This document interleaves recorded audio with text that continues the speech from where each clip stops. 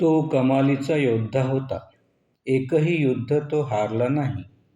36 वर्षांच्या आपल्या पूर्ण आयुष्यात जोपर्यंत तो सम्राट होता, समर्थ होता. समर्थ याचा अर्थ समतेच्या राष्ट्राचा अधिपती, शासक, राजा असो. ही गोष्ट आहे जवळपास येशूच्या जन्माच्या नंतर 269 ते 232 दरम्यानची. जवळपास 36 वर्षे त्याने राज्य केले. एक छोटासा तुकडा जो आजच्या वेळेस आपण म्हणू शकतो जसा भारत आहे, आणि नंतर त्याने याला महाभारत बनवले. महा म्हणजे मोठा, जसं की महाराजा असतो, राजा छोटा आणि महाराजा मोठा.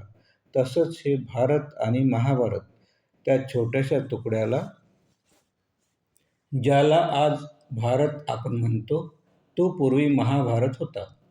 पूर्णच्या पूर्ण आजच्या वेळेचा पाकिस्तान, अफगाणिस्तान, नेपाळ, बांगलादेश, भूतान, बर्मा म्हणजे म्यानमार, जवळपास 52 लाख किलोमीटरचा सगळ्यात विशाल एरिया, जो पूर्ण जगामध्ये आतापर्यंतचा सगळ्यात मोठे राज्य, स्टेट म्हणू शकतो, ते त्याने स्वतः बनवलं. त्याचा रचनाकार म्हणजे महाभारताचा रचनाकार स्वतः अशोक हाच आहे.